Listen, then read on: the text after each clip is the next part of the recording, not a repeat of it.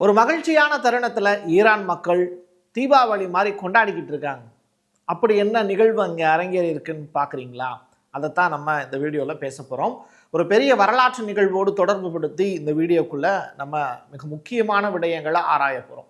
அது மட்டும் இல்லை, சவுதியில் அணு ஆயுதம் இருக்குது அப்படிங்கிறத இப்போ ரிவீல் பண்ணியிருக்காங்க. இது வரைக்கும் லிஸ்ட்லேயே இல்லாத ஒரு தகவல் இது புதிதாக சேர்ந்திருக்கு. அது என்னங்கிறது பார்க்கலாம். நெதன்யாகுவுக்கு அமெரிக்காவில் ஒரு ராஜ மரியாதை கொடுக்கப்பட்டிருக்கு. அதுவும் அவர் வெஹிக்கிள் வரக்கூடிய இடத்துல என்னென்ன நிகழ்வுகள்லாம் அரங்கேறி இருக்குங்கிறத நான் சொன்னேன் அப்படின்னா நீங்கள் ஆச்சரியப்பட்டு போயிடுவீங்க. ட்ரம்ப் ஈரானுக்கு ஒரு அதிபயங்கரமான மிரட்டல் ஒன்று விடுத்திருக்காரு. பதிலுக்கு ஈரான் சைடில் இருந்து ஒரு ஸ்டேட்மெண்ட் ஒன்று கொடுத்துருக்காங்க. ரொம்ப ரொம்ப ரொம்ப முக்கியத்துவம் வாய்ந்த ஒரு தருணத்தில் தான் ஈரான் வெர்சஸ் அமெரிக்கா. இது தொடர்பான முழு டீட்டெயிலையும் தான் இப்போ நம்ம பேச போகிறோம். வாங்க பார்க்கலாம் உறவுகளே. இது பிரசாத் சிக்னேச்சர். தென்னிந்தியாவின் கட்டடக்கலை ராஜாக்கள் creator constructions and north west interiors உங்களோட கனவு இல்லத்தை பிரம்மாண்டமா கட்டி கொடுக்குறாங்க கிரியேட்டர் கன்ஸ்ட்ரக்ஷன்ஸ். அதோட கட்டி கொடுத்த வீட்டை இன்டீரியர் பண்ணி அழகாக்குறாங்க நார்த் வெஸ்ட் இன்டீரியர்ஸ். தொடர்புக்கு 72907991. உங்களுடைய தொழில் சம்பந்தமான விளம்பரங்களை நமது சேனலில் ஒளிபரப்ப உங்களுக்கான அருமையான வாய்ப்பு. ஒரு நாடு மகிழ்ச்சிகரமாக ஒரு விஷயத்தை கொண்டாடுது. இது பாலஸ்தீனத்திற்கான விடுதலையா அப்படின்னு கேட்டா, அந்த விடுதலையை வாங்கி கொடுக்கறதுக்காக போராடக்கூடிய நாடுகள்ல ஒன்று தான் ஈரான்.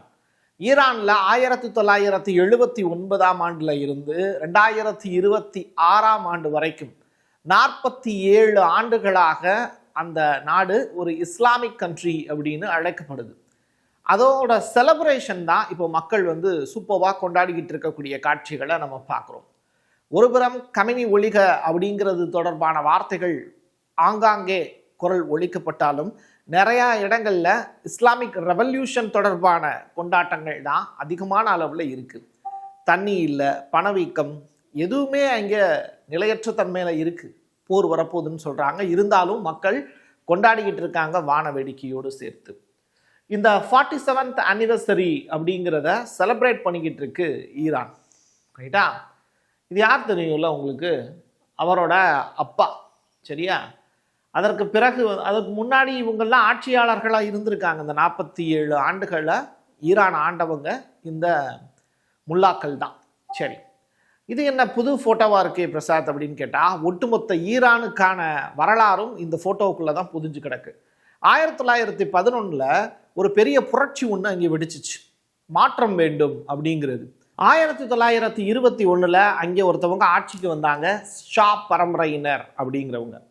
1941 அங்கே ஒரு பெரிய மாற்றம் ஒன்று நிகழ்ந்தது. அந்த மாற்றம் தான் அந்த ஷா குடும்பத்தில் இருக்கக்கூடிய ஒருத்தரை துரத்தி அடித்தாங்க. அந்த குடும்பத்தில் இருக்கக்கூடிய ஒருத்தரே மறுபடியும் அந்த பொறுப்புக்கு உட்கார்ந்தாங்க. 1953 ஒரு பெரிய மாற்றம் ஒன்று நடந்தது. அதாவது ரஷ்யாவும் இங்கிலாண்டும் சேர்ந்து ஒரு புதியதொரு அரசாங்கே அமைக்கிறதுக்கான வேலையை திட்டமிட்டு செஞ்சாங்க. அவங்களுடைய பொம்மை அரசாங்கம் தான் இருந்துச்சு. அதுதான் இந்த ஷா குடும்பத்தினுடைய வாரிசுகள். அவங்கெல்லாம் மன்னர் பரம்பரை அப்படின்னு சொல்கிறாங்க. 1970 ஒரு பெரிய மாற்றம் ஒன்று நடந்தது. அதுவும் பார்த்திங்கன்னா அமெரிக்காவினுடைய தலையீட்டின் பேரில் நடந்தது. வரிசையாக மக்கள் போராட்டம் பண்ணிக்கிட்டே வந்தாங்க. மேற்கத்திய கல்ச்சர் ஈரான் முழுவதும் பரவியது. இதை பார்த்துக்கிட்டு இருக்கக்கூடிய பழமைவாதிகள் இருப்பாங்கல்ல, இஸ்லாமிக் அந்த கோட்பாட்டின் மீது நம்பிக்கை உடையவர்கள், முல்லாக்கள் எல்லாம் ஒன்றா சேர்ந்தாங்க. அதற்கு பிறகு அயத்துல்லா கமினி அவர்களுடைய அப்பா இருக்கார்ல, அவருடைய தலைமையில் ஒரு பெரிய மாற்றம் ஒன்று நடந்தது. அதற்கு பிறகு கமினி அவர்கள் தலைமையேற்று 79 பிறகு 1979 இன்ன வரைக்கும் ஈரானை ஆண்டுகிட்டு இருக்காங்க. அது ஜனநாயக அடிப்படையில் தேர்தல்கள் வாயிலாகவும் மெய்ப்பித்து காண்பிக்கப்படுகிறது. இதுதான் ஈரானுடைய கடந்த கால வரலாறு. இப்போ மிக முக்கியமான ஸ்டேட்மெண்ட் ஒன்று அப்பாஸ் அராக்சி பேட்டியா கொடுத்திருக்காரு.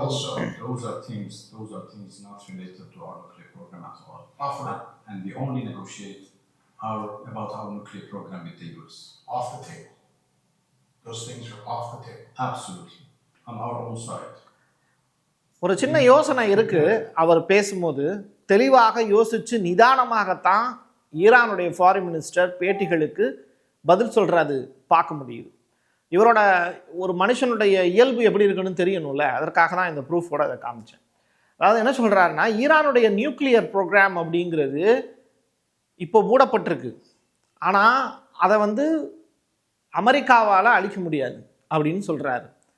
எங்களுடைய பாதுகாப்புக்காகத்தான் அதை மூடி இருக்கோமே தவிர அது என்றைக்குமே நிரந்தரமாக நாங்கள் மூடுவோம் அப்படிங்கிறத அமெரிக்காவுக்கு நாங்கள் வாக்குறுதியாக கொடுக்க முடியாது அப்படின்னு சொல்கிறார். இன்னொரு புறம் யூதர்கள் சைட்லேருந்து ஒரு அறிவிப்பு.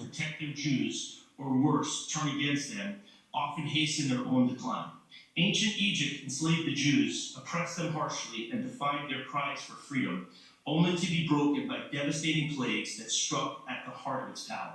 Babylon raided. ஓகே, ரொம்ப ஸ்ட்ராங்கான வேர்டு தான். அமெரிக்கா யூதர்களிடம் அன்பாக இல்லாவிட்டால் உங்களுக்கு கொள்ளை நோய்கள் வரும், உங்கள் பேரரசு எகிப்து, ரோம் மற்றும் பாபிலோனை போல வீழ்ச்சி அடையும் அப்படிங்கிற ஸ்டேட்மெண்ட்டை சொல்லியிருக்காரு. யாரு? யூத பல் மருத்துவர் ஒருத்தர், சரியா? அவங்களுக்குன்னு ஒரு சங்கம் வச்சுருப்பாங்கல்ல ஜூஸில். ஸோ அப்படிப்பட்டவங்களில் ஒருத்தர் இந்த பேட்டியை கொடுத்துருக்கார்.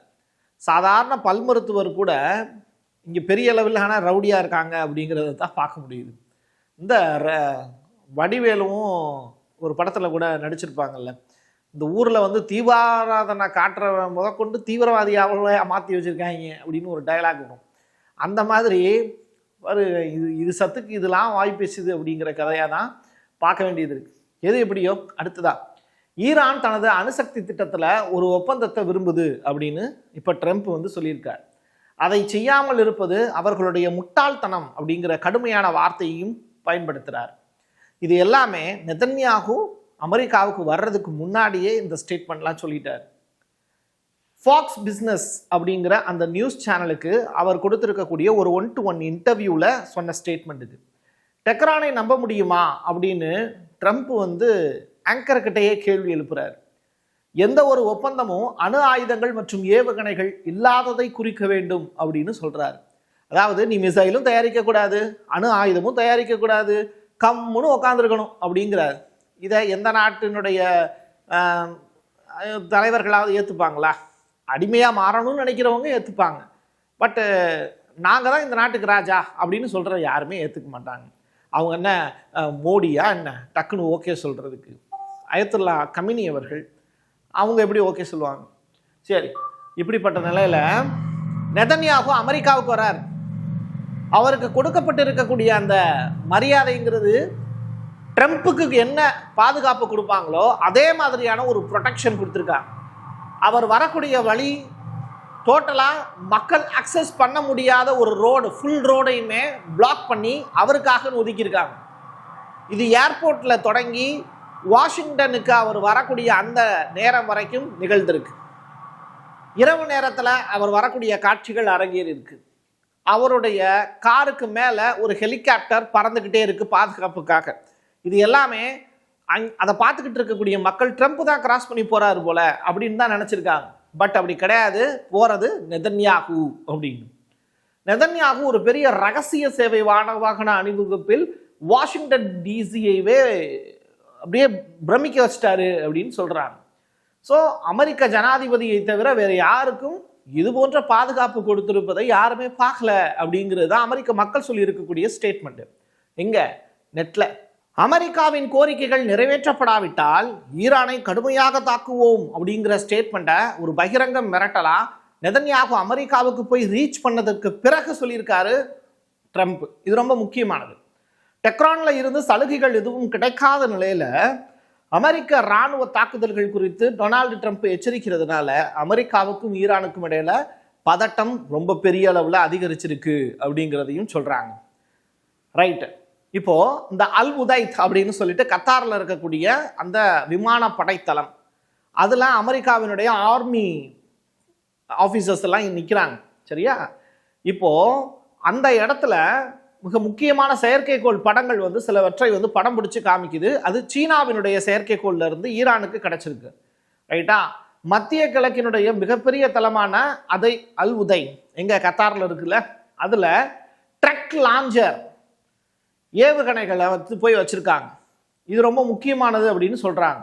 அதாவது எந்த நேரத்தில் வேணாலும் அட்டாக் பண்றதுக்கு ரெடியாக இருக்கக்கூடிய ஒரு நிலை தான் இது. அப்போது ஒரு மிசைலை கொண்டு வந்து அதனுடைய இருப்பு இடம் ஒன்றா இருக்கும், சரிங்களா? அதாவது மேனுஃபேக்சரிங் பண்ண இடம் ஒன்றா இருக்கும். அதற்கு பிறகு அதை பயன்பாட்டுக்கு சோதனை பண்ணுறதுக்குன்னு ஒரு இடம் இருக்கும். சோதனையெல்லாம் முடிஞ்சதற்கு பிறகு அதை டைரெக்டாக ஒரு எந்த இடத்துல வச்சு எதிரியை அடிக்கணும் அப்படின்னு ஒரு இடம் ஃபிக்ஸ் பண்ணுவாங்க. அந்த இடத்துல இப்போது இந்த மிசைலை பூரா லான்ச் பண்ணி வச்சுருக்காங்க அப்படிங்கிறது தான் செயற்கைக்கோள் காட்டக்கூடிய படம். இப்போ புரியுதுன்னு நினைக்கிறேன் உங்களுக்கு, ரைட்டா? அதுதான் இங்கே நடந்திருக்கு அல்-உதை அப்படிங்கிற அந்த தளத்தில். சரியா? இப்போது வெனிசுலா முதன்முறையாக மதுரா அவர்கள் கைது செய்யப்பட்ட பிறகு இஸ்ரேலுக்கு ஆயுளை வழங்கி இருக்கிறது. இது நாள் வரைக்கும் சாவோஸினுடைய ஆட்சி காலத்தில் இருந்து வெனிசுலாவில் இப்போ அதிபராக இருந்தார்ல, மதுரா ஆட்சி காலம் வரைக்கும் இஸ்ரேலோடு வெனிசுலா வணிகம் செய்ததே கிடையாது.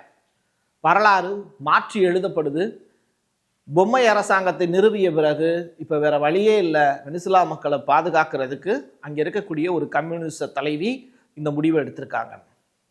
இதை ப்ளூம்பர்க் இப்போ ஆய்வறிக்கையாக சொல்லுது. ரைட். ஈரானுக்கு எதிரான நடவடிக்கையில் பங்கேற்பதற்கு கத்தாரில் இருக்கக்கூடிய அல்-உதைத் அப்படிங்கிற அந்த ஏவுதளத்தில் B-52 பாம் இதை வச்சு தான் வந்து ஃபர்ஸ்ட் டைம் அட்டாக் பண்ணாங்க அந்த 12 days வாரில். இப்போ மறுபடியும் அந்த B-2 பாம் வந்து டைரக்டாக எங்கே போயிருக்கு, அல்-உதைத் ஏவுதளத்தில் ரெடியாக வச்சுருக்காங்க அப்படின்னு சொல்கிறாங்க. மத்திய கிழக்கில் 2வது விமானம் தாங்கி கப்பல் ஆப்ரஹாம் மாதிரி இன்னொரு கப்பல், ஜார்ஜியா கப்பல் ஒன்று இருக்குது, அதோடு சேர்த்து இன்னொரு கப்பலையும் இப்போ அனுப்புறதுக்கான வேலையை ட்ரம்ப் செய்ய போகிறேன் அப்படின்னு சொல்லியிருக்காரு. ஸோ ஈரானுடைய எண்ணெய் கப்பல்கள்லாம் இருக்குல்ல, அதை கைப்பற்றிடுவோம் அப்படிங்கிற மிரட்டலையும் கொடுத்துருக்கார்.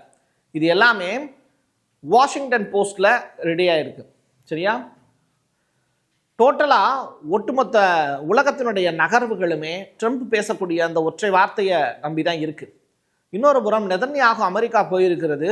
கடந்த முறை 12 days வாரில் நெதன்யாகு அமெரிக்காவுக்குள்ள இருந்தப்போ போர் ரொம்ப தீவிரமாக நடந்துக்கிட்டு இருந்த டைம். அது மாதிரியான ஒரு சுச்சுவேஷன் இப்போ மறுபடியும் நடந்திருக்கு. இதையும் நீங்கள் பேரலாக பொருத்தி பார்த்தீங்கன்னா நிலைமை ரொம்ப மோசமாக இருக்குது அப்படிங்கிறத புரிஞ்சுக்க முடியும். அது மட்டும் இல்லை, 47th இயர் ஆனிவர்சரி ஈரானில் கொண்டாடிக்கிட்டு இருக்கக்கூடிய நேரத்தில் ஒரு அடையாள அடி அமெரிக்கா சைடில் இருந்தோ இஸ்ரேல் சைடில் இருந்தோ ஈரான் மீது விழும் அப்படிங்கிற அந்த ஒரு செய்தியும் பரவலாக பேசுபொருளாக மாறிக்கிட்டு இருக்கு. என்ன நடக்குதுங்கிறத பொறுத்திருந்து பார்க்கலாம். என் கையெழுத்து என் மக்களுக்கானது உறவுகளே. மீண்டும் ஒரு பதிவில் சந்திக்கலாம். நன்றி, வணக்கம். Prasad signature media broadcasting private limited. நீங்க நியூஸ் ரீடரா மாறணுமா, கண்டென்ட் கிரியேட்டரா உருவாகணுமா, சேட்டலைட் சேனல்ல ரிப்போர்ட்டரா வேலை பார்க்கணுமா, டாக்குமெண்ட்ரி மேக்கிங்ல இருந்து ஜேர்னலிசம் பற்றிய முழுமையான பயிற்சி பெற உங்களுக்கான அருமையான வாய்ப்பு. எங்களை தேடி வாங்க. ஆன்லைன் மற்றும் நேரடி பயிற்சி வகுப்புகளும் சர்டிபிகேட் கோர்ஸாவே கத்துத்தரும். மீடியா துறையில் 10 ஆண்டுகளுக்கு மேல அனுபவம் உள்ளவர்கள் பயிற்சி கொடுப்பார்கள். வாய்ஸ் ஓவர் தொடங்கி வாய்ஸ்லெஸ் பீப்புளுக்காக உங்களை சிறந்த ஜேர்னலிஸ்டா உருவாக்க வேண்டியது எங்களோட பொறுப்பு. ஸ்கூல்ஸ் அண்ட் காலேஜஸ்ல ஜூனியர் ஜேர்னலிஸ்ட்ங்கிற பேர்ல ஒர்க் ஷாப்பும் கண்டக்ட் பண்ணி கொடுக்கிறோம். மோட்டிவேஷனல் ஸ்பீக்கரா கடந்த 15 ஆண்டுகளா கல்வி நிறுவனங்களுக்கு நிகழ்ச்சிகளும் நடத்தி தரோம்.